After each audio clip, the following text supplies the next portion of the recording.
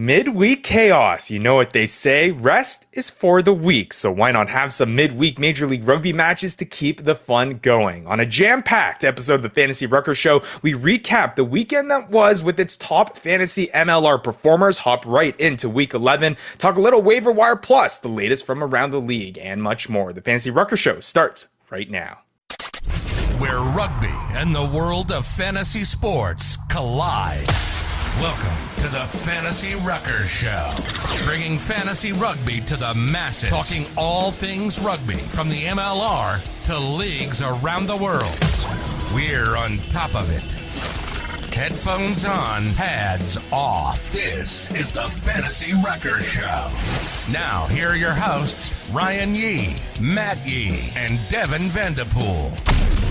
What's up, everybody? This is episode 151 of the Fantasy Ruckers Show. Thank you so much to our Fantasy Ruckers League members, our community members, and everyone else tagging along on this journey of making fantasy rugby a reality in the MLR. With you each and every single week, as always, Matt Yee, Devin, Vandy Vanderpool, I am Brian Yee, and boys, there's no time to waste. I mean, it's a jam-packed episode. We got midweek chaos, like I said at the top of the show. Tuesday and Wednesday games? What?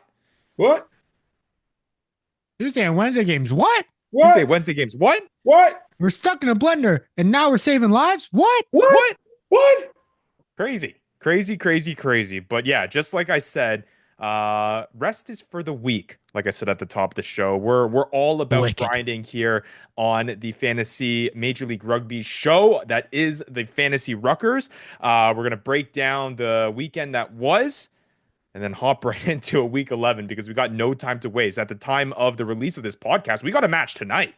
We got RFC LA taking on the New England Free Jacks. So, of course, we'll talk about that match. We'll talk about Wednesday's matchup between Anthem Rugby Carolina and the Seattle Seawolves, and then jump ahead to the weekend's matches, plus waiver wire, plus all that other good stuff. Boys, how does it feel that you can't even take a breath? You can't even blink before you have more Major League Rugby happening here this season? Never in my life have I been mad about too much sport. That's true. It is very true. It is a big sports time right now. It is a very, very big sports. I've got hockey playoffs, got an NFL draft coming up, and the biggest of them all, of course.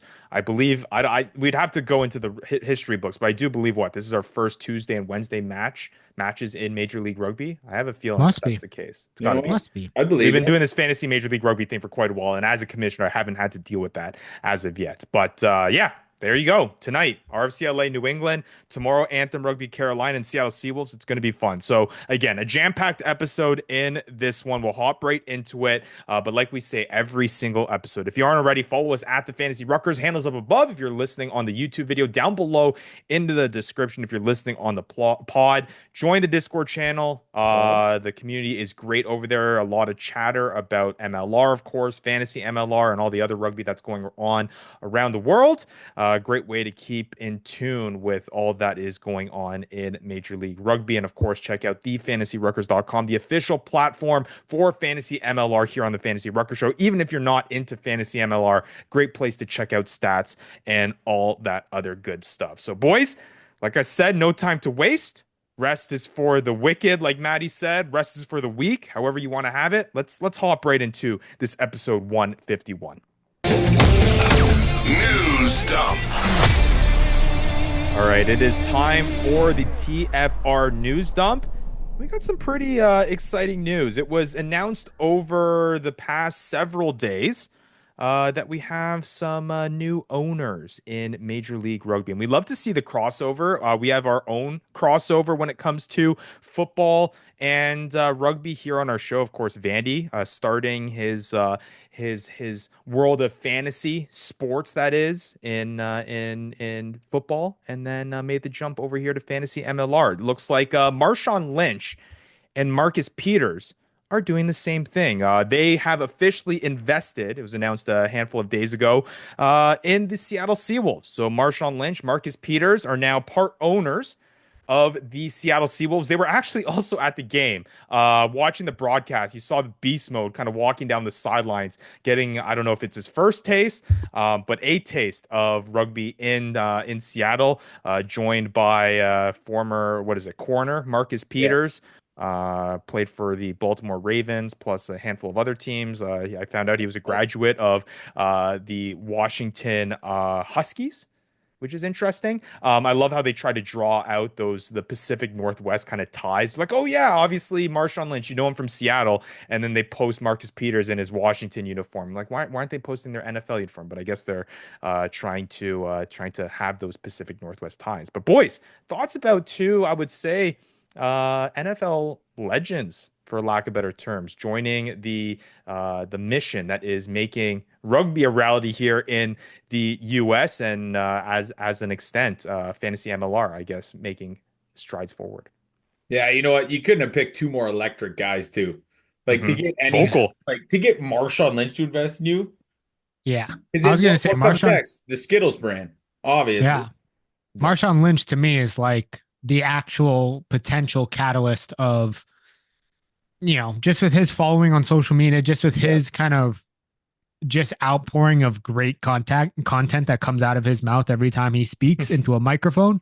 Yeah, this could be really big for Seattle Seawolves and the MLR as a whole in growing the game. So we love to see it. So next step is I got to start doing some work to get Beast Mode on the show here to get his thoughts on MLR as a whole. I think that'd be pretty interesting. Great content. We love Hey, great content here on the show, and let me pretty good tell in you, fantasy football, that's for uh, sure. having Beast Mode and Vandy go head to head He was and all talk right, about eh? stuff, I Back feel in the like that'd day. He be was all right, as eh, good Maddie? content He's as all it is. right. Question for you two. Comedy. Question for you two. If you had to put Beast Mode, Marshawn Lynch on the field, on the pitch, at what position is Center. Marshawn Lynch Any playing? of them. Literally any of them. Like I could I, see that guy at two. I could see that guy on the wing. You know where he'd be sick? Honestly, fullback. Throw him at 15. Yeah, athletically, for sure. Athletically, anywhere. I think for me, the best place you're going to use him and you're going to get him the ball inside center. Don't ask him to mhm. do too much. All he's got to do is catch the ball, run straight, and run people over. No, let That's that that's guy catch the kick, and then who's gonna stand in front of him? that's We true. seen we seen the That's true. clips. Maddie I, said it I I don't know. earlier. I've never seen. I don't Aaron know if Shaw. Marshawn Lynch was ever on special teams. Never saw him maybe catching kicks, but I'm right in Maddie's boat there. Inside center, he's like a Paul Lasike type player there, times on steroids. Getting him going. I mean, Whoa, just to whoa, see a whoa. highlight on there would be incredible. I think what it's the fourth I think NFL players to join now. You had Patrick Chung and Nate Ebner on the New England Free Jacks ownership group. Not sure if they're still involved. I would assume they're still involved because I haven't heard otherwise. So and then you add Marshawn Lynch and Marcus Peters now to the Seattle side of things. Pretty cool to see there. So vote for fullback from Vandy. Vote for inside center from myself and Maddie here for Beast Mode's position. If we get him on the show, we'll ask him. We'll see what he wants to If play. you But get him on either the way, show, I would cry. I'd to cry. Maddie's point, or to Vandy's point, I should say, I think he would be pretty dominant. I think at any position you Oh, threw him at. and he's an electric guy. Like if that guy's cheering for your team, invested in your team at your games with your jersey on, it's just a better time. There you go. And it seemed pretty banging when he was there at Starfire Stadium this past weekend. There, enjoying everything that goes with that. Perusing here on our next piece of news and notes, perusing on the Major League Rugby website, and there's an article that comes out about Ethan Grayson and the San Diego Legion, and the headline goes: Ethan Grayson aiming for the Shield in final season with San Diego. And I put this in our news and notes segment because obviously Ethan Grayson has been pretty electric when it comes to fantasy MLR, has been, of course, pretty big mainstay of that San Diego team. And it doesn't anywhere in that article actually say that he's officially going to be ending his season with the San Diego Legion after this one. There's just no plans in place right now. There's no contract extension right now where he has a future with the San Diego Legion. But I thought it was interesting when I first saw that headline. I was like, oh, that's something I hadn't heard yet. And that would be a big loss for San Diego if and when, apparently, towards MLR, Ethan Grayson is no longer with San Diego. That's something that fantasy managers get to think a little bit ahead for the fantasy MLR 2026 season. But yeah, thought that was an interesting tidbit. Nice. It sounds like your Davy Kutzer news. Okay, well, let's get to Davy Coates news. Coates Watch. We're on Coates Watch. Well, how is that any that is as credible as it gets. That's a press release from the league. You're right. Press release. The headline says this, but actually, if you read the article, it says nothing that actually indicates it. Clickbait. He says. Anyways, what I would say to that, Rye, I think Grayson deserves. I think he showed last year that he deserves to be in the Prem, in the English Premiership. I wouldn't be surprised if he decides that, hey, it's time to go back. Yeah. Yeah. It's interesting there. Anyways, let's go to Coates Watch. Still hasn't suited up, so you can head back to my my news and notes segment in episode 150 about my intel on the status of Davy Kutzer. He does not appear this past weekend. He up in the air on whether he's appearing this weekend. But I will say, dabbling in the Discord community and some of our great fans and supporters who go out to some of these matches that are scattered across the US of A and get to see teams that are all across the MLR. One of the fans was at the Houston Sabercats game over the weekend and said that he did in fact see Davy Kutzer warming up pre-game. Right, or so running. I shouldn't say warming up. That's going to be the bite that's taken out. He was running around pre-game. Take that for what you will. All right. This sounds pretty far away from you saying last week that he might be gone for the season. So I didn't say that. I did not say that he was gone for the season. I did not nowhere. We alluded to it slightly. I didn't know. I was very calculated with what I said. What else? What else, Fry? What else you got from your sources? No, that's it. So he was running around. He was running around. All right. From this week. So we'll see. You think he shows up this week? Let's put a bet on it. Do you think? I don't want to put a bet on it because I got some real news that the people need to hear. Okay. Well, I have one more piece, but Maddie, you go first. All right. Well, reported by Matt McCarthy on the sideline of the game this weekend, Jason Robertson out for the season with the Liz Frank surgery. So he will be out for the season. That is confirmed. That is provided by MLR sources. Matt McCarthy, who I'm assuming talked to Old Glory DC on the sideline of that game, that this is not speculation. This is not me saying he's been out for a little bit, so he might be out for the season. This is confirmed. So Jason Robertson owners, IR, probably a drop since he's out for the season. Maddie, what's Liz Frank again? Is that your leg or your foot? I think that's I thought that's your plantar fasciitis thing. Oh, yeah. It's the bottom of your foot, I thought. Yeah, something like that. I don't know. I'm not a doctor. Anyways, you're a hell of a news reporter. Well, I got more. I got more in the cannon, and straight out of the Rugby Football Club Los Angeles, heading into the game. Oh, you're gonna steal my news. No, this is mine because I'm the injury guy now. Because we can't trust your injury updates. I'm the captain now. I guess yesterday, reporting that they are now losing 4 props, heading into the rest of the season. RFCLA props: Lincoln CE, Connor Young, Declan Leaney, and Cronin Gleason have all been ruled out for the 2025 season, and Dane Zander will be out for 8 weeks. I don't think we've seen Cronin Gleason this year, if I'm remembering correctly, but to be fair, I don't really look at the props that are starting because they're not as fantasy relevant, but that is a tough blow in a position where you need depth and obviously to be successful in this long season. Obviously, the notable one is Declan Leaney, who was taken to the hospital following last week's game with that foot injury, I believe, or at least a leg injury. And clearly, there was an assessment that has deemed him out for the season. I don't know where I was talking with Alistair Kirschpool, our website guru, earlier today at our weekly meeting, and I said, where does LA go from here? You have an electric team. You're looking promising in terms of the result you're putting on. Props are so important, obviously, and you can never be deep enough at that position because injuries do happen. But this feels like it is on another level, and I have no idea how LA recovers from something like this with as many guys as they have out. Yeah, it'll be tough, but I mean, look, these guys obviously didn't get injured all at once. So they've been without some of the guys already, and they've won 4 straight. So you think about the last few lineups, Declan Leaney is the only guy that has really been in their lineup before he got hurt. But they've been playing with kind of different guys What I think for me is more so going to be that attrition as we head to the later end of the season. Couple things to look out for. Who do they sign? Who's up their sleeve? Mhm. But also just some of this attrition going down and thinking about that from a set piece perspective for this front row. Yeah, you got to be sweating as your forwards coach on just in terms of, you're literally one injury away from really, really having a really big issue.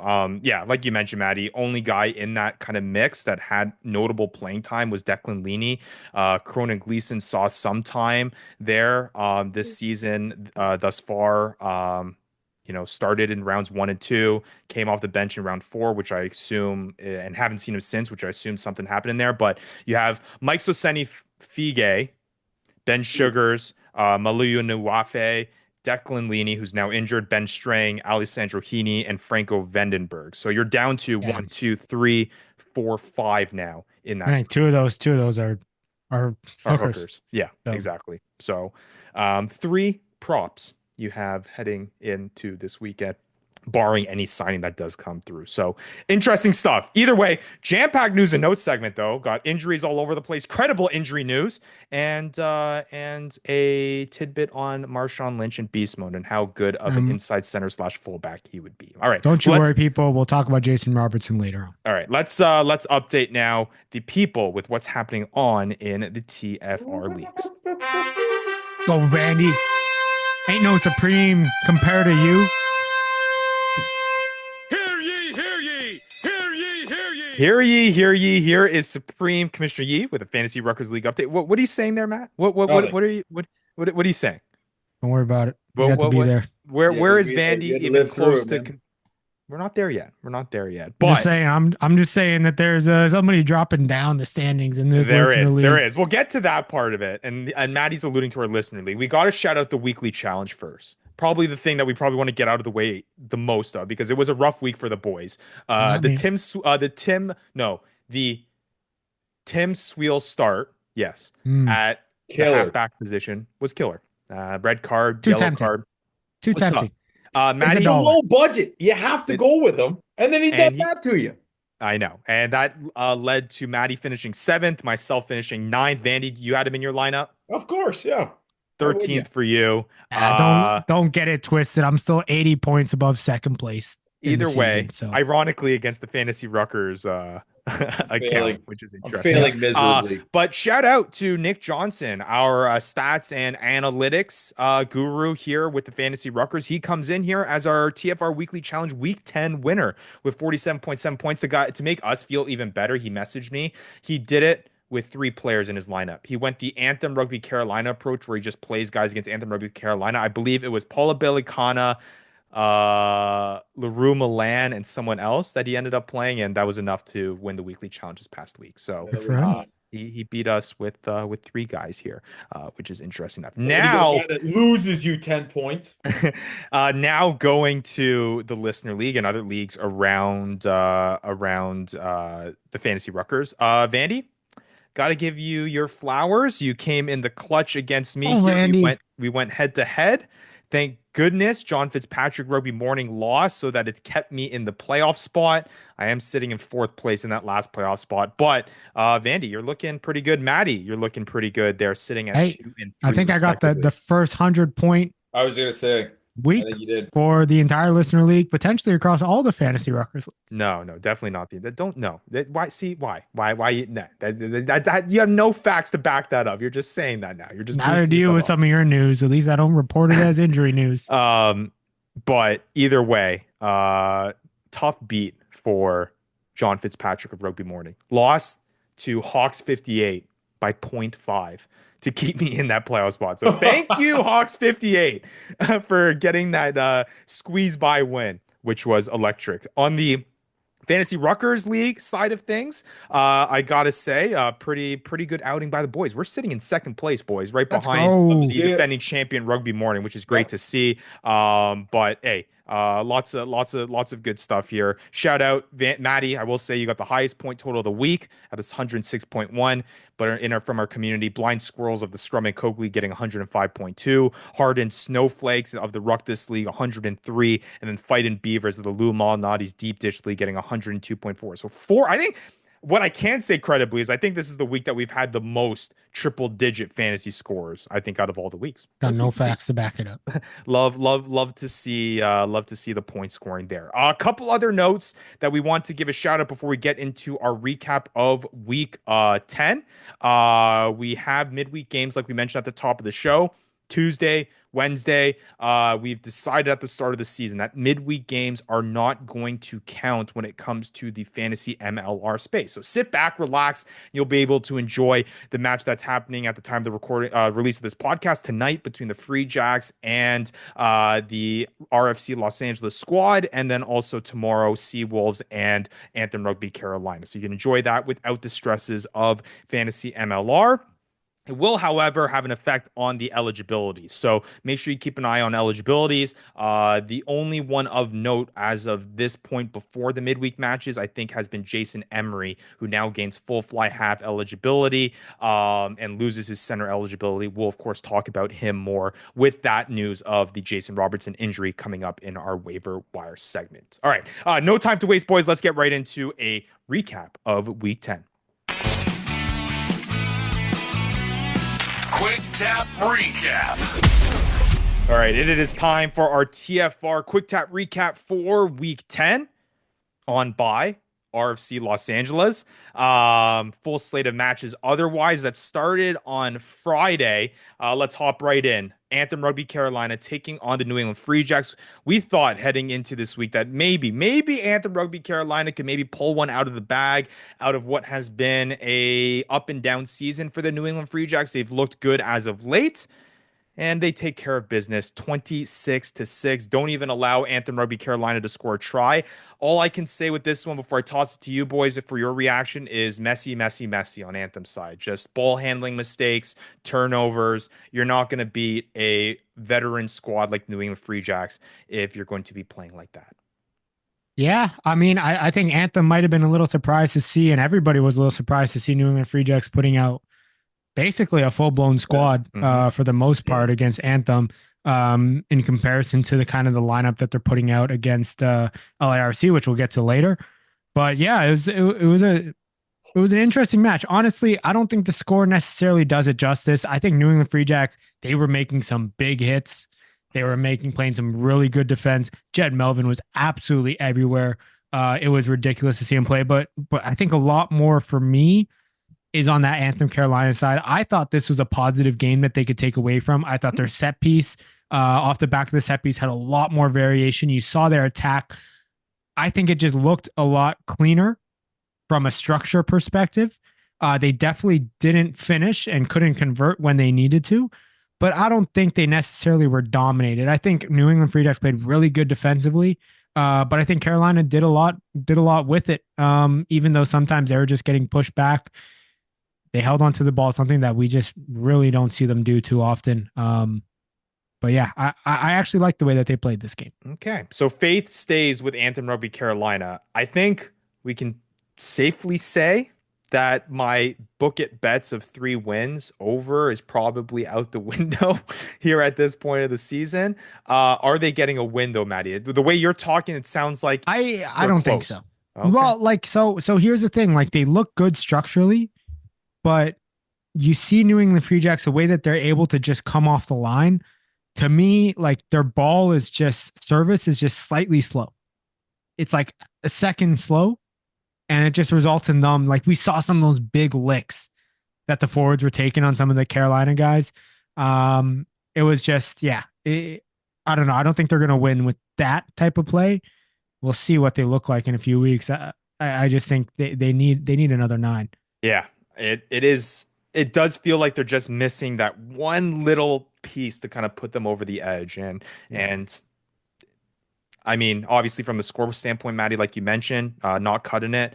But the Free Jacks, though, on their side of it, before we get into some team of the week honorees and some of the top fantasy performers, 4 wins in a row now for the Free Jacks. I get it. It's against Anthem Rugby Carolina. We'll find out a lot tonight when they play RFC Los Angeles, I think, which we'll get into a little bit more here in our preview. But I mean, a win's a win, and they've put 4 of those together. Is this team, and we talked a little bit about last show, a team that you're building confidence in heading into the playoffs. Because I think if you were to ask 4 weeks ago what your thought was or what my thought was for this team, it was going to be completely the opposite. I thought they were Yeah. going to smoke them worse. I mean, coming off 39-12 against Legion, and I think Hmm. they put up over 40 on Miami. Yeah. Like I thought, I don't know if it really changed it any. All of a sudden they've turned into the same old team. I don't think I'm any higher on them, but I think an absolute wagon. Yeah. Yeah. So we'll see. We'll see. All right. Team of the week honorees. We'll dish out our first one. We shouted it out in our social media post for our TFR team of the week, and that is our player of the week. That is Paula Bellicana.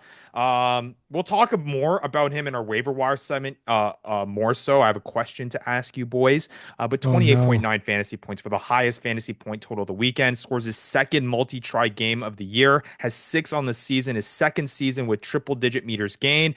In this one, 123 meters with those 2 tries, 7 tackles, 2 forced turnovers, and plays the full 80. Balikana looking pretty solid for the Free Jacks in this one. Other New England guys, Jed Melvin. Maddie alluded to him, 21.3 points for him. Everywhere. Electric. He's among the top back row players here in the league when it comes to fantasy MLR, with a whole bunch of other stuff. The good players being right there with him, but Jed Melvin has really strung together a solid few string of matches there. I think Maddie, you said it last episode where he has just the ability. He may get you like a 4 or 5 point performance, but has that ceiling that not many back row players are going to reach, and that is his first 20-point performance this past weekend. Joe Johnson looks good, 16.9 for him. Lura Milan, 15.7. I believe he was named player of the match in this one. It's good to see him have his best match since round 5, which was nice. And then Jack Reeves with 12.5 on the Anthem side of things. Mitch Wilson, really the only fantasy relevant player, 12.1 fantasy points for him for 81 meters gain, 5 tackles expected when your team doesn't score a try. Yep.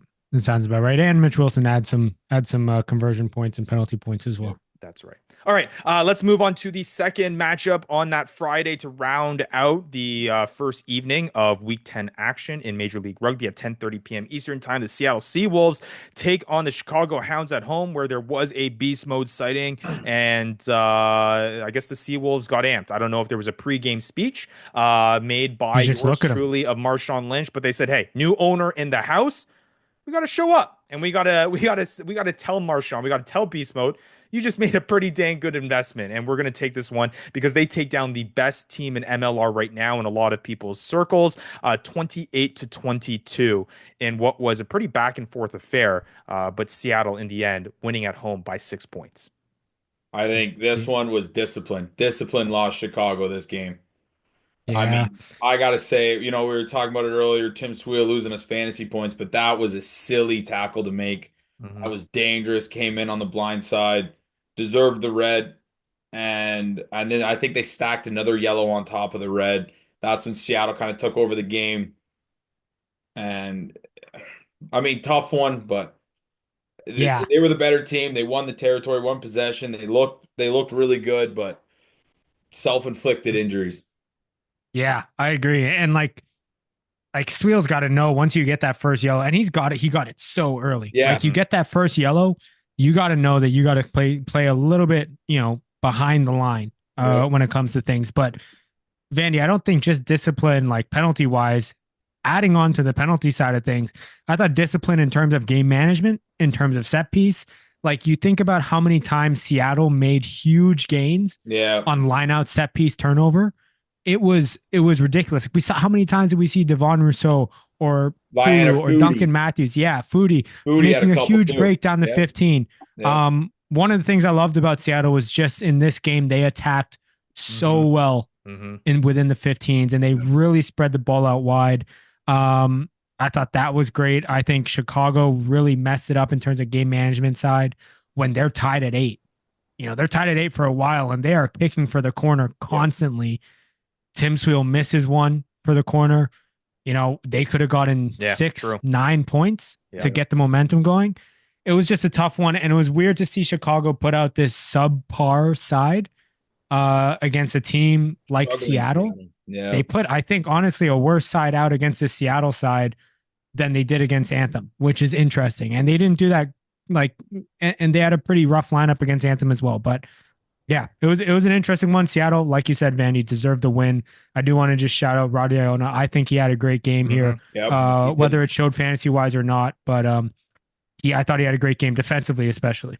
Yeah, and I think that's the one thing that stood out for me from the Seattle side of things. And it's not something that popped out to me as I've watched Seattle Seawolves matches throughout this season so far, but it just felt like the line speed and just them attacking when they got the ball and just really, really being physical, matching Chicago's physicality when it comes to that and just playing fast. It just felt like they were moving the ball really well, to Matthew's point, Yep. and guys kind of showed through that with some of the fantasy point performers. With Seattle's side of things, Aina Foodie, the biggest benefactor out of that 20.5 fantasy points, puts his by far his best fantasy point performance of the year in this match. 92 meters gained, a try assist on top of that try that he scored with 6 tackles. And then our center team of the week honoree, Devon Rousseau, who's right now our highest scoring fantasy MLR player in all of fantasy right now. Beast. Talk about an absolute steal if you were able to snag him up in your draft, because this is a guy that outside of 3 dud performances has been just lights out for you. I mean, 17.8 fantasy points in this one, scores a try, 90 meters gain, 11 tackles, and he's had already 3 triple-digit meters gained performances. I mean, Devon Rousseau, whether you're playing him at the center position or the back 3 position in what seems to be a rotating lineup for Seattle at the moment, with some of the things that they're facing, Devon Rousseau doesn't matter.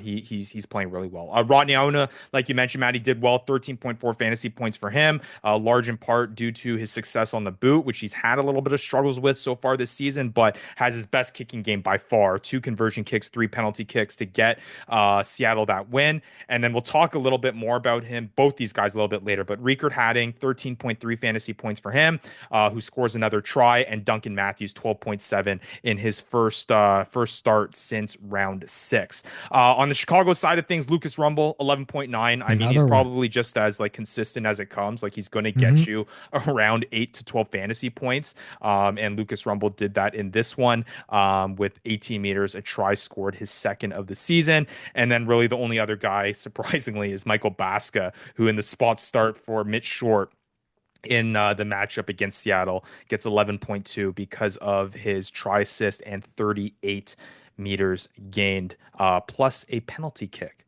He ended up kicking, which really put him. That's what happens when your 10 gets a double yellow. It's true. That is true. You see weird things like Baska lining up at the tee. All right. Anything else from this match you boys want to talk about? All good. All right, let's hop on over to the first Saturday matches. Miami taking on Old Glory DC in the capital of the US of A, and they fall short, 37-35. Miami coming out fast, scored a handful of points right off the get-go. Yeah. Yes, Old Glory DC kind of snuck back in it with that late first half try, but at that point the lead was just too hard to overcome. 37-35, Miami takes it here in what is a squad that seems to be building a little bit of momentum here with the Miami Sharks. Yeah, offensively specifically. I mean, this team has always had the firepower to do well offensively, and I think we're starting to see that.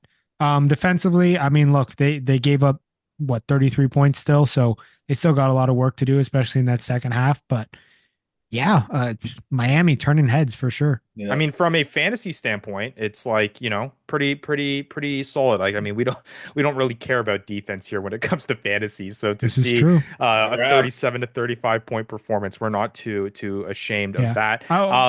Yeah, I will say right before you get into all the other fantasy guys, I do want to shout out my boy Josiah Mora. I thought he had an unreal game. If that try didn't get called back, definitely, he would have been up there as one of the top point scorers in this game for sure. If not one of the top back 3, and just an absolute weapon under the high ball. Yeah, absolutely ridiculous. Yeah. And I'll talk about him more in our waiver wire segment to come as well. I guess. Are you surprised that Old Glory DC is struggling against some of these squads like this? I feel like we're not with Jason Robertson out. I think Jason Robertson, we forget, and I think we found out this year, and maybe we just never gave him enough credit last year, but he is the backbone of this team, and we're realizing that more than ever. Um, yeah, it's tough. You just see the difference. Like you just see the difference offensively when he's not there, and you see the type of class that he has. Yeah, it's interesting to see there. So I think Old Glory DC with Jason Robertson out with the news that you're reporting, Maddie, ain't looking too good. Matt They're sitting McCarthy. third. They're sitting third right now. We'll see where that kind of goes. But Miami is right there. I mean, they're only 4 points behind Old Glory DC in the Eastern Conference standings. They have a record of 4-5 there, sit fifth right now. What team do you have more confidence in to go further in playoffs? The Miami Sharks, who sit 4-5, or the Seattle Seawolves if they make it at 3-5. Seawolves. Seawolves. Okay. Yeah, almost just because the veteran present. Yeah. Just a question.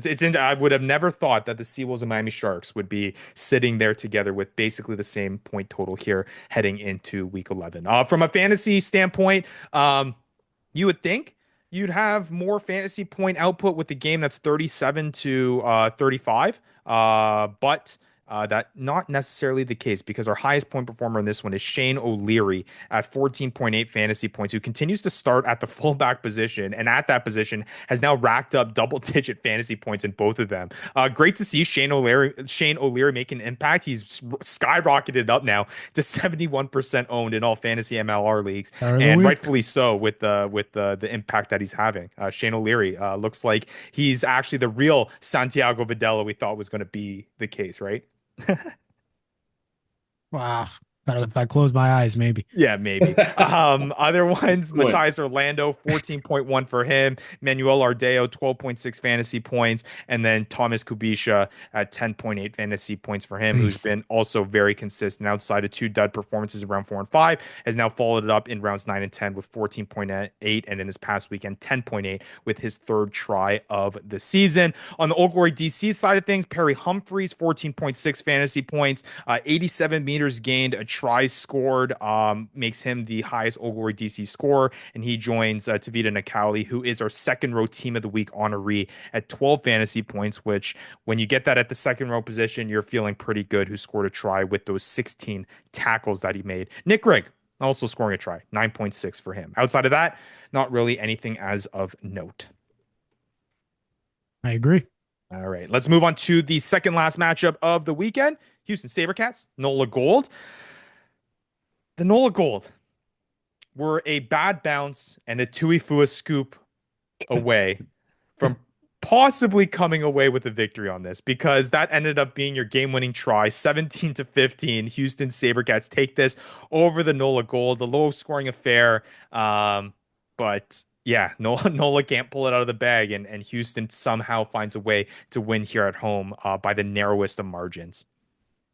Yeah. I mean, hey, like you look at that scoreline and you're thinking like, and you think about the way that they lost that game, like NOLA is kind of coming back at a time where Old Glory DC is really struggling. And we look back at those standings, like Miami Sharks on a roll, NOLA Gold playing much better, not really on a roll, but playing much better.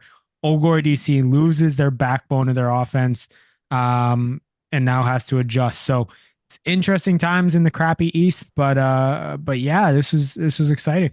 NOLA has now won, I guess, two of their last three, if you include this nail biter of a loss to Houston.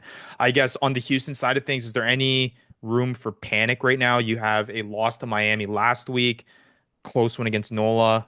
Wins a win. What's kind of the temperature with Houston right now? I think wins a win. Long season, you know. Yeah. Houston's Houston. It's just Well, they didn't they any yeah. was it last week they lost to Miami Yeah, yeah, Yes. yeah. But we've seen this like and lost to LA the week this, before? yeah, but we've seen this even in this week alone. Like any given weekend, It is any true. team can win in this league, Yeah. except if you're Rugby Carolina. Anthem, yeah. Yeah. Except if you're Anthem Carolina. Yeah. When it comes to the NOLA side of things, you kind of alluded to there, Matthew, but if we had to put our money on it right now of the odd team standing out between DC, Miami, and NOLA, who are you putting your money is not making playoffs? The one out of those three. Don't they all make playoffs? No. Two teams in the Eastern Conference will not make playoffs. How does that math work out? What do you mean? 4-4. Oh, okay. I guess that does make Yeah. sense. It's one. Yeah. I don't know. At this point, I think Old Glory. We'll see. It's going to be an interesting Yeah, I stretch think to without watch. Jason Robertson, barring any I other think major injury to those other teams, I agree. Yeah, I think we'll that's a see. really tough one. And like you look at something we didn't really talk about, like Old Glory, like they had a lot of messy times, Hmm. a lot of messy times, especially where they pulled on some of the guys from the bench, right? Like, or even guys who wouldn't normally start, like ONG. I think some really rough moments in that game. So I'll be interested to see, like, especially without him, especially without Damian Hoyland. Not sure what's happening with Hoyland, but yeah, I mean, yeah, I just see. I think NOLA Gold seems to be on the rise here. And as we shift to kind of the fantasy wise, you talk about a guy on NOLA who has continuously impressed me his entire time in the MLR, but now been more impressive in these last 3 games. I think we always said this. NOLA Gold success drives off of the success of JP Duplessis. Hmm. And JP Duplessis comes in with a 9.6 fantasy point performance. Nothing crazy, but it's where we expect his kind of floor to be Hmm. over the past years. And I think the past 3 games might be a good sign of that. And he's continuing that trend. Other NOLA Gold guys that join JP Duplessis, Ruben DeHaas, 12.6 fantasy points for What a him, try, too. with a try scored and 44 meters gain. He does look dynamic. The question, I think, is not if he's a good player, it's when does he start, which is He will often the question moving that he forward. has between him and Luke Campbell. So we'll see. And I know Maddie will talk about a little bit about him more coming up in our waiver wire segment. The only other NOLA guy, Ed Fido, even when he only plays 40 minutes, still scores 9.8 because he has a scorcher of at any point in Meter time that eater. guy's going to bust out for 50 meters, right? So he Yeah. has 76 meters gain, his second highest of the season in less than half the time played in that span. So interesting enough. I think the only thing really holding him back right now and what leaves fantasy managers wanting is that he's just Right. not scoring tries at a clip that he has in the past. You add a few tries here and there, and I think it looks like a completely different season. And maybe that turns around with the improvements of NOLA going forward. On the Houston side of things, Sam Tuifua, man. He is, I get it, it's a fluke try, but like this guy has been turning on Eater. as of late, and he has been making himself noticeable when I'm watching Houston Sabercats games. Comes off with back-to-back double-digit performances. In this one, his highest of the season, 22.2, surpasses his meters gain mark at 107 meters gained, scores his third try this season, and adds 10 tackles. He now has 3 performances of above 14 fantasy points, 4 or 5 now that are double-digit performances. Sam Tuifua, he's a dynamic player that, again, kind of in that Jed Melvin conversation, can get you in that 20-point threshold because of what he does on the field. And when you put him in space, his ability to kind of cash in on that. So cool to see him. He is our back row player of the week, just surpassing Jed Melvin, who I just mentioned by just a little bit. Give a shout out to front row team of the week player Pita Ane Asu, who also started to follow us on Instagram, which is nice to see. Everyone listening, join Pita Ane Asu's lead there and give at the Fantasy Ruckers a follow as well. 14.3 fantasy points there for the Houston Sabercats hooker, his second highest of the season, third try of the year. Pita Ane Asu having a solid outing against the NOLA Gold. Rufus McLean, who also is a guy that we've mentioned plenty of times on the show, back to back 13-point performances with 86 meters gain, a forced turnover, and 7 tackles. Anything else that you guys want to say from this matchup? Oh, I think we got it. All right, let's round out the recap with what Vanny is probably most excited to talk about, and that is another great performance by the Utah Warriors. 31-18 victory over the San Diego Legion. Utah on the up. San Diego, I think you're starting to ring the alarm bells a little bit here. Yeah. Tough outings now for the San Diego Legion. But let's start on the positive sides first. I mean, Utah, fun way to play, electric to watch. Vandy, you can't even say that you hopped on the bandwagon. You've been on this team since day one, and now you are paying off the fruits of your labor in terms of getting to watch some pretty fun rugby here with the Warriors and what they're putting out. Dude, absolutely electric. I thought I was at a heart attack. My boy Joe Motto, it looks like he pulls his hammy, right? He goes in some like Uh-oh. a weird tackle. He walks in, he's holding his hamstring. I'm like, no, and then proceeds to score a try about a minute later. So, no harm, no harm there. I thought the big plays honestly came off of our way to capitalize on those two yellow cards. One was the headshot on Hodgson.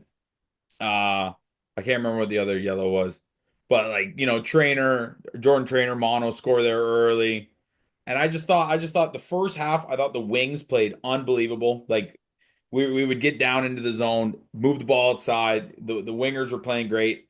Second was all about that maul, all about that forward pack. Just I felt bad or the second yellow was that little petty one actually when he took Mhm. that headshot. He went in, I don't know, high or whatever. That was a tough one. I don't know if I agree with that because it didn't look like any ill intent, whatever. And then we get bailed out again by Zion getting I would say a controversial call. I Come thought on now. I thought it made sense when they Come broke on it out. I now. was listening. I was like, you know what? That makes sense if you say it like that. But a lot of boos, a lot of boos. I understood. Road Warriors can't love them, but you know what? I mean, Great tackling, great, great it defense. was a sweet What a hell step by of a Zion game. going. It was a Hey, sweet step. sweet step. And then they gave up. Don't give up on the play. He It didn't. was a sweet step on You a tell him, Vandy. yes, a half trying. I think it was Ethan Grayson, right? I think who was there. I They quit on believe the play because it definitely it looked like was a a knock knock. on. But It you was see it that? was a freaking knock on. Let's say it right now. It was Hey, regardless of whether hey, it was I'm four. not the You know rugby what? guy. I'm not the You know rugby what? guy. But if You you know have what? TMO and the TMO goes, number 7 on the Legion looks, or 7 in black looks like his hand came forward and knocked the ball out. I don't know. I don't know. Frankly, doesn't matter because Utah wins with or Yes. without that try. Yes. Yeah, thank God. And Utah outplayed San Diego regardless. Mhm. So yeah. You know what? These Road Utah, Warriors, man. baby. I love the Yeah. name. Road Was Warriors. it Let's make four them wins I now? love Four what's wins on the that? road? Four 5 make wins wins on them on the the home road? road. warriors too. We're on. I don't. I think we're undefeated. 5 wins on the road. 5 wins on the road. I'm gonna double check that. But Double yes, check that. Utah has been electric. I will say good teams also capitalize on mistakes, and they did score, I believe, at the point of their fourth try. 3 of 4 tries were scored during a San Diego yellow card. That's just what good teams do in terms of Yeah. that. So it is interesting to see there. But Just and hold we on. talked about this. We talked about this as we last week. We said if you're gonna give Utah the opportunity to take a penalty inside your half, they're gonna convert. We Mhm. saw Liam Coltman do that once this game.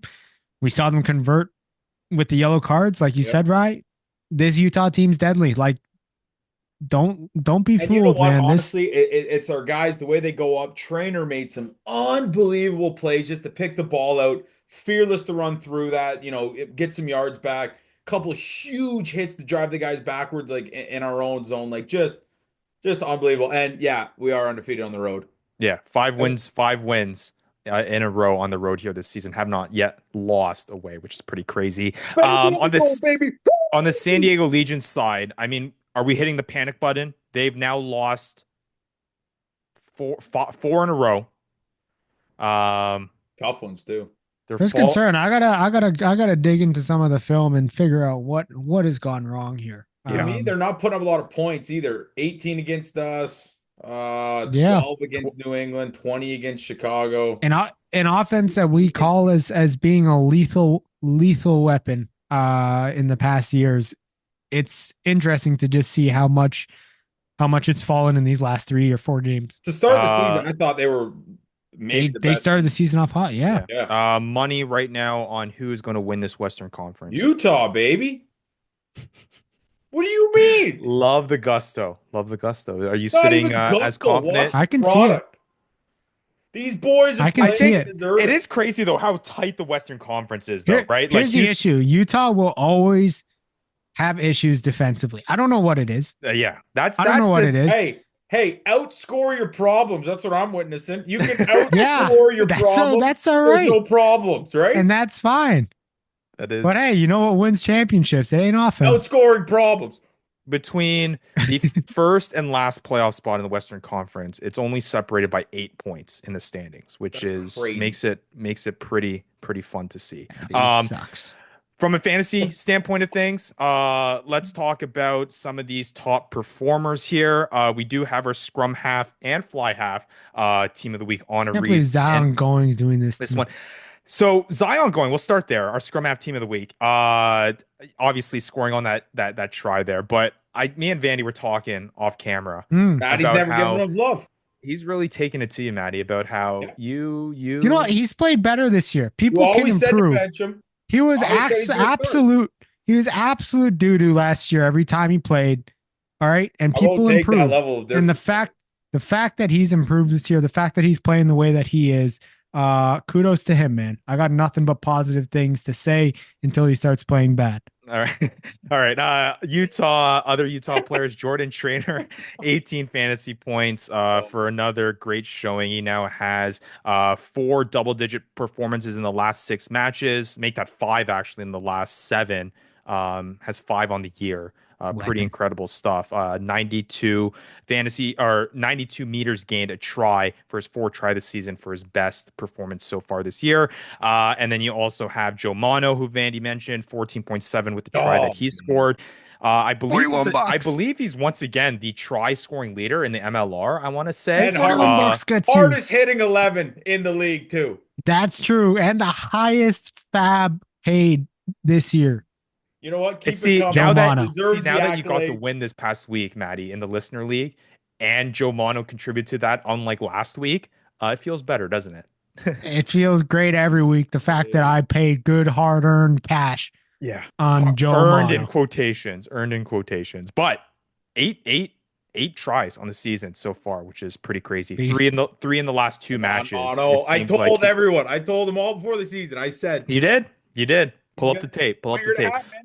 Khaleesi Moley, 14.6 fantasy points for him as well for his best outing by far this year. And then on the San Diego side of things, our fly half team of the week honoree, Lincoln McClutchy, who has been, I believe he did not start last week. He was absent, but he comes back and has a pretty solid showing. He scores a try, 47 meters gained, Really a good. conversion kick, 2 penalty kicks. Kind of what you expect from Lincoln McClutchy with his dynamic attacking ability. Ethan Grayson, 17.1 fantasy points for him for his first triple-digit meters gained performance of the year at 117. What do you like better, Ethan Grayson at fullback or Ethan Grayson at center? Probably fullback, right?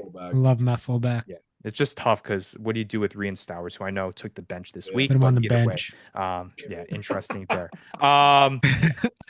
Yeah, and I mean, there's a couple others that you can go down the list. From Utah side, D'Angelo Leila continues to do well. Liam Coltman, yeah, Keep going. pretty solid Don't be there. shy. Utah, Keep it going. seems like the team to have fantasy assets of, and in the end, get the big time win. I've been Hey, starting 5 Utah guys every week, and I was thinking that. I've only That's why lost you 3 beat me. weeks. That's why you beat me by 6 points this week. I And saw when I was that putting their it. bye weeks. When I was putting in those stats, Vandy, and I was going through that Utah game was the one I dreaded the most because as I was going through it, it was just like, oh, there's Jordan Trainer with some Yeah. good points. There's Frank Lahore with some good points. Oh yeah, I forgot he have Joel Hodgson too. There's that. Either way, fun weekend of matches. Lots of fantasy performers there. Again, check out our full TFR team of the week on a read list there on our socials at the Fantasy Ruckers. Let's talk a little bit of waiver wire now. Waiver wire breakdown. All right, time for our waiver wire breakdown. Again, this is a weird week because we have midweek chaos. Got matches on Tuesday and Wednesday. So at the time of the release of this podcast, we have tonight's matchup between the Free Jacks and LA, and then Wednesday's matchup between the Seawolves and Anthem Rugby Carolina. Anthem Rugby Carolina, the Seawolves, and RFC LA all have matches this weekend. So how fantasy managers need to treat this is that New England has a bye. Despite having this match on Tuesday, they do not have, from a fantasy sense, anyone that will be playing this weekend. So for waiver wire replacements, you're looking at guys like LaRue Milan, Jed Melvin, Andrew Quattrin, guys like that to see who you can replace here. So we'll have your options here in this waiver wire summon, some players that you can look out for that have some streaming appeal and maybe some long-term appeal as well. Let's start off here with the front row, Maddie. I'm going to start off with Utah Warriors. Let's buy in on the Utah Warriors assets like Vandy likes to Let's do. go. Aki Seuili, 44.2 fantasy points from the prop position, only 29% owned. But what I'm starting to realize, Maddie, is that there is a secret recipe to be had in playing guys against Chicago. The way that Chicago plays, this rumble type game, pun not intended with Lucas Rumble, um, and this slow forward type style lends itself to a lot of tackling by opposing teams. So if you can pinpoint guys that do have some solid tackle numbers and like to get down and dirty, Mm, Aki Sewili is one of those guys. He has double digit front spit it out, jeez. Ryan. Double digit tackle numbers in a handful of matches this season so far. He's a prop that likes to hit. He's had four double digit tackle performances. His lowest in the past 4 weeks was eight. And then he goes up against Chicago, who has been having the most tackles against them. I think Aki Seuili, who's only at 29% owned, is a great streaming option and a safe play against Chicago if you're looking for a replacement for an Andrew Quattrin, let's say. Yeah, solid choice. I'm gonna go with Hugh Roach, a guy who every time he's available, he starts for the San Diego Legion side. The past 2 weeks, getting 15.1 fantasy points in last week, and then just this past weekend, 7.3 fantasy points. Even though San Diego's not playing that well, he seems to continue to shine. Doesn't need to try every time, but hey, he gets the job done. I like Hugh Roach here. All right, second row options here. I'm going with another Utah guy, same vein in terms of the ideology behind this, trying to find guys with a solid floor because of the tackle numbers that they're going to get against Chicago. Matt Jensen is the guy for me. 0% owned, 31.8 fantasy points, not necessarily the highest, but again, as a second row position, not necessarily the lowest either. The one concern I have is that Gavin Thornbury, if he is healthy, is going to replace Matt Jensen, and it will be a Thornbury Lahore second row engine room, which is what their best second row room is going to look like in the starting lineups. However, Gavin Thornbury was subbed out early in week 9 and did not appear in the lineup in week 10. You could He's argue out for that the season, right? Right. stop it. You can argue that maybe he is dealing with something. Matt Jensen might be a nice speculative ad to stream him this week against Chicago. Yeah, I like it. For me, Hamish Bain on the Chicago Hounds, 14% owned, got 33.5 fantasy points on the season, coming off 3 straight pretty solid weeks for a second rower. 7.8 fantasy points, 9.1 fantasy points, 5.4 fantasy points. I thought he looked really good in the past week where Chicago had a rough outing. I thought he was a nice shining point for the Chicago Hounds team. And yeah, pick him up off the waivers. All right. Back row position here. Maddie, I'll let you go first because this is a guy that I really, really like too if he's available. Yeah, Aiden King. I mean, he's quietly The putting in the tackle numbers work. are incredible. Yeah, it's pretty ridiculous. I mean, you think about the past 4 games, 17 tackles, 19 tackles, 11, yes, down week. And then 21 tackled in the past weekend. Yeah, he's clearly made himself a starter for this NOLA Gold side and a guy that they're trusting in. Um, and yeah, he's put up some pretty solid points. I mean, the last round 6, 7, 8, 9, 10, he's hasn't scored less than 5, and he's been scoring pretty consistently an average of around 8 points every game. So if you need a guy to plug in, he's a pretty safe bet there. And a little bit of a guy that's owned a little bit less. Emmanuel Albert is my option here at 14% owned. 65.6 fantasy points on the season so far. I think there are a couple down performances within the mix that have people kind of turned off from Emmanuel Albert. But when this guy plays more than 70 minutes, he is scoring you at least 8 fantasy points. And I think I love that floor. Double digit tackles in 5 of the last 6 matches. You take out that yellow card performance in round 8, and he has a performance that doesn't necessarily kill you in that one. I think Emmanuel Albert, if you take out that, may probably be much higher owned than 14%. And in a week where you're going to lose a lot of back row players because of the inavailability of Jed Melvin, without Joe Johnson, without Vian Conradi, you're going to be digging deep to find some of these options. And Emmanuel Albert might be a guy that you can rely on here this week and see if he does have some long-term appeal, as he has strung together 2 matches in round 9 and 10 that have been pretty solid for fantasy managers. The one question I'm going to ask you both, and I alluded to it earlier, are we at all buying in on Riekert Hatting? He's 43% owned. He has scored a try in all but 2 matches that he's played in this year. He's played a full 80 in all but 1 match. Is Riekert Hatting a guy at 43% owned should be rostered in majority of leagues. Hey, if you need to try. I mean, he's not doing much else. That's true. That's for sure. But I don't know if we always expected him to do a lot. Uh, he just had a nose to the try line every time we I watched him. think So the expectation is that you're going to see Riekert Hatting from 2 or 3 years ago, where he was just like busting out for on meters gain steroids. numbers. That was just nuts. Um, I don't think you're going to get that, but you're right. Try dependent Of player. course you're not. 20 tackles this past week, which was notable, but again, it was against a Chicago side where those tackle numbers are going to be pretty inflated. Okay, moving on to the scrum half position. Maddie, go with your guy. We talked about him a little bit earlier.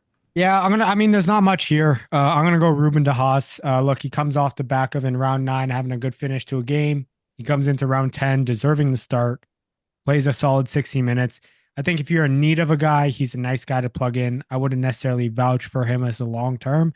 He's never going to play more than 60 minutes, and he could play as little as 20 minutes. So, yeah, it's really more so of just a thin scrum half. And that's kind of the same sentiment with my pick. Ismail Safodian. I said that before. Yes, you could argue whether or not how effective he is at that. Yeah, we'll see. But I don't know if they have any other options. We haven't seen a whiff of. I think Venetian's going to take it. All right, well then, throw that in there because then we'll see. But it's been a circulating room there. The one thing that I do like about Safodian, outside of maybe his effective play, has been that he does like to attack and he does get numbers that scrum halves don't typically get, that kind of inflate that a little bit. Again, even in a down performance this past week, he did rack up at least 5 fantasy points because he racked up, the 11 meters gain and the 6 tackles. So again, not necessarily killing you there at the scrum half position. Fly half. I think you and Maddie, you and I are on the same page on this one with the news with Jason Robertson. Hammer Jason Emery. And I am, yes, you could argue whether or not how effective he is at 10 and whether or not that's better for Or DC, but he is going to be the starter there. He's going to be kicking points. You don't get a fly half that is going to have that starting minutes and kicking responsibilities 11 weeks into the season. I'm putting money down on Jason Emery if you're in need of a fly half. Yeah, I got nothing much else to add. He just got fly half eligibility. Perfect timing for you to pick him up. How much you putting down on him? Like if you're if I'm a Jason Robertson owner, then yeah, like maybe 10. But like outside of that, man, I'd put 25%. If I'm a Jason Robertson owner, not $41, that's for sure. Even if what about like Tim Sweel or Jason Emery? I think Tim Sweel's out of that starting role, honestly. Yeah, I'd go Tim Sweel. I'd go Christopher Hilsenbeck. Really? Christopher Hilsenbeck. Okay. Yeah. Right. We shall see. But yeah, big pickup. I will say, keep an eye out. I don't think this is a waiver wire pickup. Again, on buy, technically from a fantasy sense for the New England Free Jacks, but Dan Hollinshead is making his first start against RFCLA. We got news that obviously Potros is injured for quite some time, but Harrison Boyle was also on the injury report for the New England Free Jacks. Those are their only 2 viable fly half options, and they signed Dan Hollinshead for the depth, not knowing what the severity of Harrison Boyle's injury is. It might be Dan Hollinshead's show moving forward, which I didn't think I'd be saying here in MLR 2025, but here we are. Dan Hollinshead, first round draft pick in the TFR league from 2024, is back here with the New England Free Jacks. And again, we'll see how he plays here against the RFC LA squad. If he plays well, I would not be opposed to picking him up and holding on to him through their quote unquote bye week where they don't play this weekend. Let's say he puts up 12. Play. Let's say he puts up 12. What fab would you drop on him? If he puts up 12, I'd probably prefer him over Jason Emery. Yeah, I agree. Right? You agree, Matt? It doesn't have the long-term appeal. I still prefer Hilsenbeck over both of those guys. Yeah, but Hilsenbeck over Hollinshead and Emery. Yeah. You think Hilsenbeck's just for this 1 week? You mean? Well, Sweel's no, I think Hilsenbeck is. I mean, Sweel might get suspended first of all, but Hilsenbeck is. They look better with Hilsenbeck in there. Yeah, Sweel has not played well. He's got the name. He's got the experience. I think Hilsenbeck has just been playing better for the Chicago Hounds side. Assuming Hilsenbeck is not available, Hollinshead or Emery? What, like if the world's ending, who do I choose? I don't know. I guess Hollinshead because we haven't seen it from him, but we'll find out after tonight, I guess. Yeah, we'll find out. All right. Moving on to the center option. Maddie, it's a guy you preached last week. I guess keep it short. What do you think this week? No, I'm switching it up. We're going Matthias Jensen here. I forgot Ooh. that RCLA. That's the only reason I didn't have him on the waivers last week. Now that they're off waivers, even though they're playing a double, he is definitely a guy that needs to be picked up. Uh, yeah, not much else to say. 9.3 fantasy points, 16.6 fantasy points, 15.4 fantasy points in the last 3 weeks since he's returned from injury. 43% owned. He needs to be picked up. All right. Thomas Kabisha is a good option who Matt View had before. Yep, 52.7 fantasy points, 43% owned. For me, consistent. guys that are a little bit less owned here, I will say Talatasi Tasi is a guy to keep an eye on. 47.1 fantasy points, 14% owned. 2 games in a row now with a try, and he faces an Old Glory DC side heading into this weekend who's allowed the second most points to the center position. The only other one I'll say is Cash Maluia. 11.6 fantasy points, 0% own. It's a speculative ad. I don't know where Marcel Brockie is. And they don't really have much other center depth when it comes to that. He got the start this weekend ahead of Tian Lutz.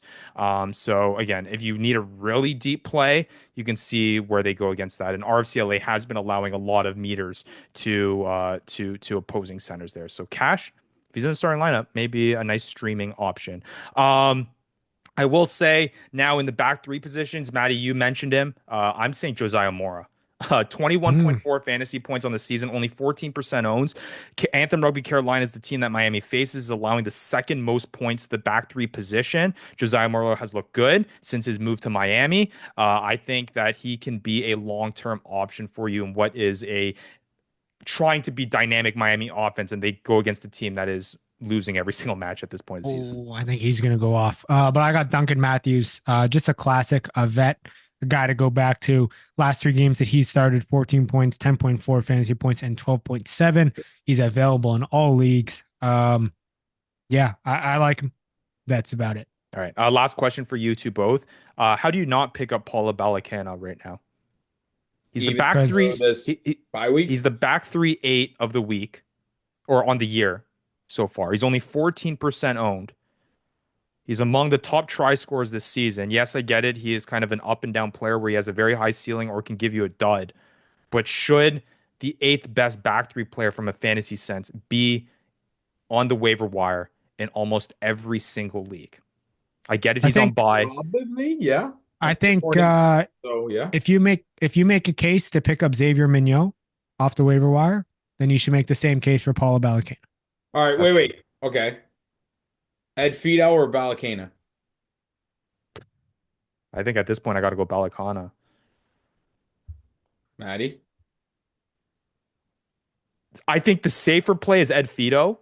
Like I feel that Ed Fido is not going to burn me, but at this You're point not of the going to get season, 20 points out of Fido. yeah, Not this year. Not with Yeah. Xavier Mignot there. Yeah. Now, what do you think about Rufus McLean over? Rufus McLean for me has been the most consistent. That Consistent. guy is getting 12 plus points like every week. Yeah, I 10 know. plus points every week. Him and Trainer are like an every week play. Yeah. And like for me, like you need those guys. You need those guys in your team. All right, Because here's when one those for you. guys bust, you need You to got- get you you need off to to get play the this game. consistency. I got Nate Oxberger. Okay, started weeks 2 and 4, put up 14.9, Yeah, drop him. 15.6. Since then, Sorry, he bud. played 2 He's weeks gotta I- go. and I got honestly, 0.8 when I negative was going through this, I think that Chicago's game style is not translatable to fantasy MLR. Like, I would rather have, I think, a significant amount of even Miami Sharks players when it comes to just the ability on how the like. At this point, I would rather have Josiah Moore than Nate Oxberger. I think, Hmm. for sure, for sure. Mitch Wilson is only 53% owned right now, I'd or rather him just 57% because he owned. kicks. I would rather him 100%. How's he not So, more owned than that? That's yeah, crazy. which is crazy. Which I'll mention is if he is Because available. you had to replace a back three guy to play him and set him as your kicker. And I mean, No. I will say he does have a plus matchup this weekend. He goes up against Miami, who has allowed the most meters gained against the back three position. So Mitch Wilson, we know he likes to eat those meters when he gets the opportunity to. All right, and I assume The meta right now for defensive set piece is the extra bench spot. I think Who is a little bit more cares? valuable. I think the highest point score this week was 3 fantasy points between the Free Jacks and the Utah Warriors, which I will say did call last week as our best streaming options for set piece defense. But at this point, I It's think, yeah. not Utah. Who cares? I will say though, there is in the works in terms of being able to beef up the impacted defensive set piece heading into the next fantasy MLR season with some additional numbers. So definitely not something that's going to go by the wayside here for much longer. All right. With that being said, I mean, we got to get right to it. I know we're an hour into the show, but we gotta talk about this midweek chaos and talk about this week 11 that's already upon us here. Rucking Rundown. All right, it is time for our week 11 TFR Rucking rundown. Again, like I mentioned, New England technically on bye, but we'll start off with their matchup first because from a fantasy sense doesn't matter, but from an entertainment sense, we still get to watch some good rugby. Vandy, you're killing it this year. You Yep, are killing it. 30 and 18. not bad. Not bad is I think an understatement. Doing great. 25 and 23 for me, 21 and 27 for Maddie. So Maddie, a little bit lackluster. Killing in the weekly challenge, can't That's have all it right. all. But either way, tonight, the New England Free Jacks, RFC Los Angeles squad going up against it. The lineups have since been released. Interesting lineups on both sides. We're seeing a Semi Kunatani sighting. In the Logan starting Isaacs lineup. is back. Logan Wait, Isaacs is back in the RCLA RFC. posted their lineup. They did. Oh yeah. Logan Logan Isaacs Isaacs is back. back in Let's there as well. go. Wait, And where's Semi? Back row or front row? Oh, he's 8. He's 8. Yeah, and he's gonna stink. Yeah, right? we'll see. We'll see. Either Gonna way, put you up got a to see little a taste dud. and get to do some research here. Obviously, no fantasy impact here. From the New England side of things, seeing some interesting lineup decisions. Dan Hollinshead, like I mentioned, is starting. Wild. I can't believe they put this lineup against LA. We got an Oscar Lennon on the wing, and I believe a Brock Makes no Webster at sense. fullback. I would have gone the opposite, yes. But to each his own, and they decide to go with this lineup here against RFCLA. I mean, I was talking with Vandy, and we'll talk more about the TFR betting challenge segment. But if RFCLA, I have a feeling, might come in as the underdogs here because of New England Free Jacks' recent play, I'm hammering LA right now. I think LA is going to win this one outright, based on the lineup. But then also, I think LA just with the electric style that they do play. Yeah, Where did you Yeah. say Volgan is lining up? 15? Fullback. 15. 15. Ooh!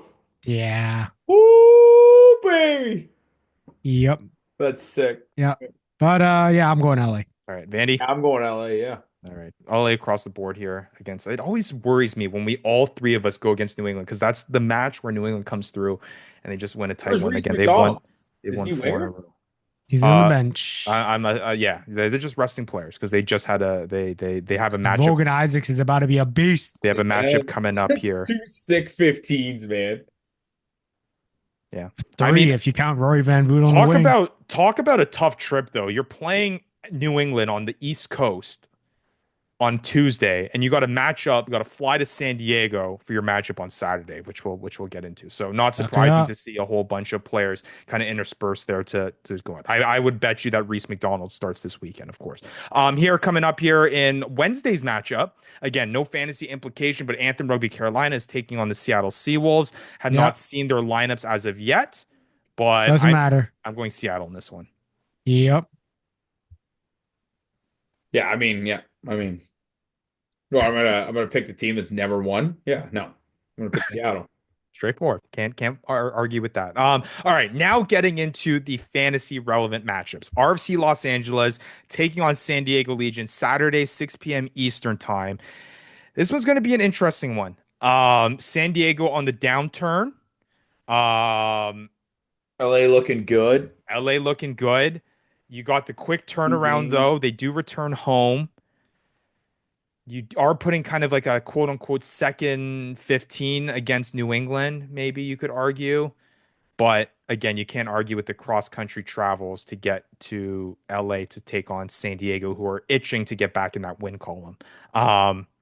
What do you boys going here? I think I just switched mine. I think I talked myself out of picking San Diego because of all of our talking. I think I'm picking LA in this one. I'm going LA. Back to back LA picks. I mean, how do you pick the Legion after The reason why I picked Legion going into this is because I think it's going to be hard to go from a Tuesday to Saturday match. It's gonna be tough. Cross country. They'll be fine. Okay. Vandy, who NBA you going players with? do it all the time.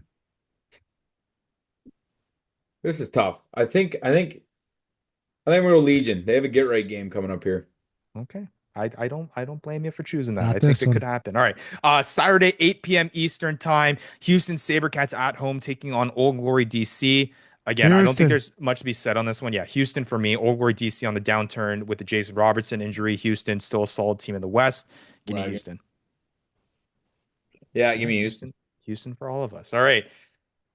Utah Warriors versus the Chicago Hounds. Give me Utah now. This should be auto-filled for me. I don't even know, like, have I Okay. not picked them every time this year? That's And true. the years It is before? true. It is true. You know I what? think we're all This is the difference. We always have very similar win-losses. And this year, for some reason, I'm whooping you guys. Oh, yeah, because you guys never picked Utah. And I always That we're- ain't true. we're all that picking- ain't true. That is we're true. all picking Utah this week. Vandy, you've been very like last week, your pick for I think you picked Miami. Yeah. I did. Like that, just like little things like that. Like it's just you've been racking them up. You And know I when also to bet kinda- Miami, too. Boom, boom. you know when to hold them, you know when to fold them. As the You know Doesn't what, wanna guys? walk I away, just got though. an eye for Uh, the sport, I guess. all right. And then so Utah across the board for us, and then finally to wrap it up, second last game, Sunday, 4 p.m. Eastern time for Sunday matchup. NOLA at home against Seattle. I'm going with NOLA on this one. Seattle, quick turnaround from the Wednesday to Sunday match. NOLA on the upswing. Seattle still have questions. Going to go NOLA. Don't matter. It's Seattle. Okay. NOLA at home. Ooh. Give me Seattle. Okay. Seattle. Ryan with a low NOLA pick. All right. Miami Sharks, Anthem Rugby Carolina to round this one out. You probably would have said a handful of weeks ago that this was another shot for Anthem Rugby Carolina to get a win here because Miami Sharks were not looking good, but they've looked pretty good as of late. Don't think it's happening this weekend. Miami, momentum building. Anthem has still left me wanting that first win. They're just not giving it to me. Miami winning this one, I think. I think the last time you guys played, we said this would be the one, and I think Miami smoked them. Yes. The score was 30. Oh, actually, no, it was quite close. 32-31. I'm going Anthem.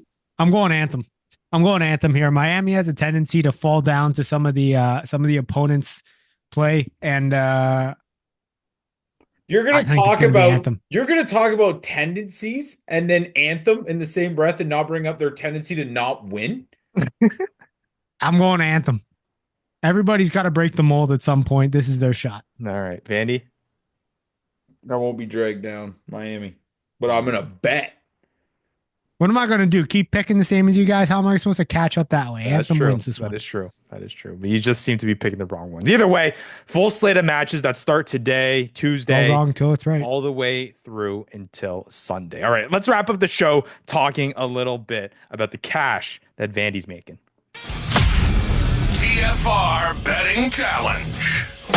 All right, time to wrap up the show with our TFR Betting Challenge presented by Betstamp. Betstamp betting made easy. We've partnered with Betstamp to give our listeners, viewers, supporters some first-time new user deals at sportsbooks available in your area. Cash in on some free bets in your state or province and or territory if you live in a territory, and check that link down below to get those new user deals. Help get you some free bets and help support the show along with it. Tough week for myself.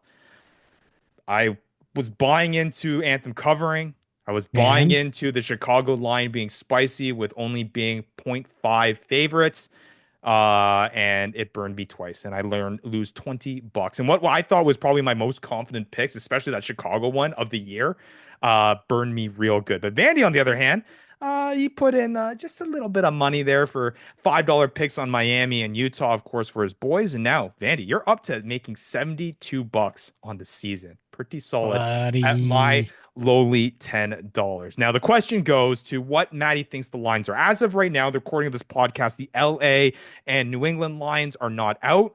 Neither are the Seattle Seawolves. Doesn't matter. I'll tell you what they Carolina are. Hounds are out. All I'll say before Maddie gets into his lines are, if Rugby FC LA are the underdogs, hammer it.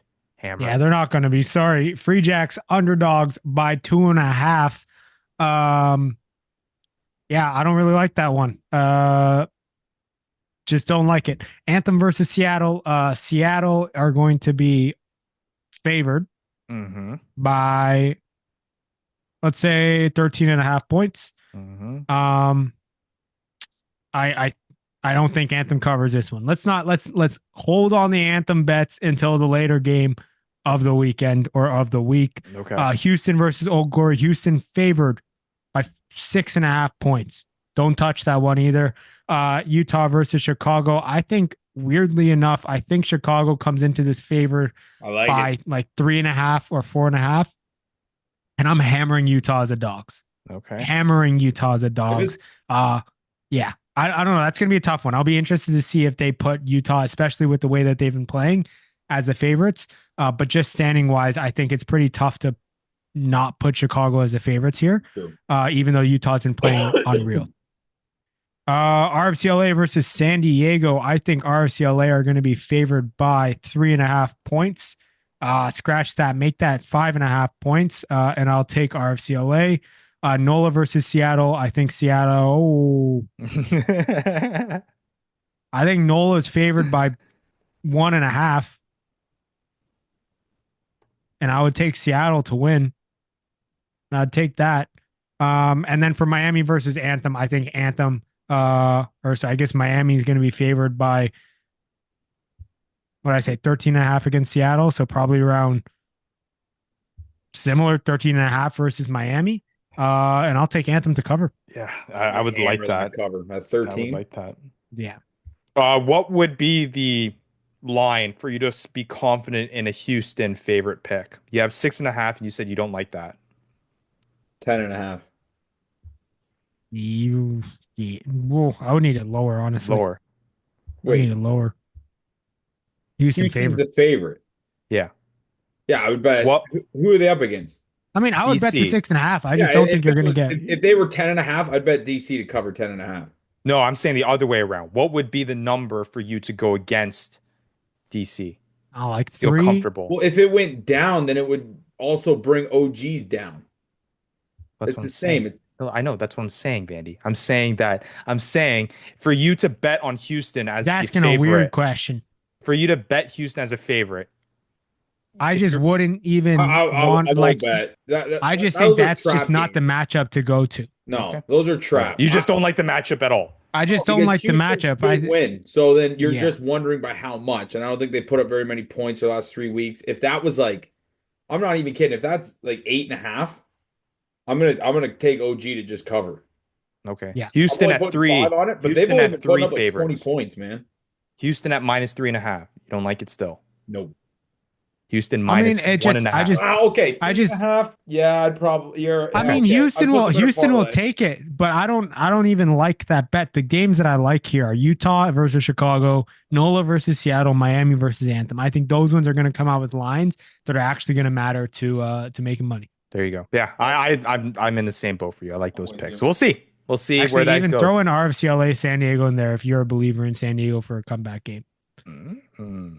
There you go. And I think Vandy's is in favor of a comeback game. We'll see where his bet lies because he's made $72 so far in the season anyways. But either way, Vandy cashing in. Ryan, not doing so hot, but we'll see if we can make a comeback this week with 7 matches on the docket. Enjoy these midweek games. Vandy, Maddie, we'll see where those lines come out. Again, TFR Betting Challenge presented by Betstamp. Hit that link down below to get some new user deals in your area. To round out this show, Maddie, Vandy, anything you have to say on this midweek chaos week where we got a Tuesday and Wednesday matchup?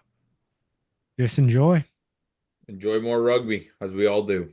There you go. 7 matches this week. Enjoy, everybody. Have a great week 11, and we'll be back next week on another episode of the Fantasy Ruckers Show. Playoffs.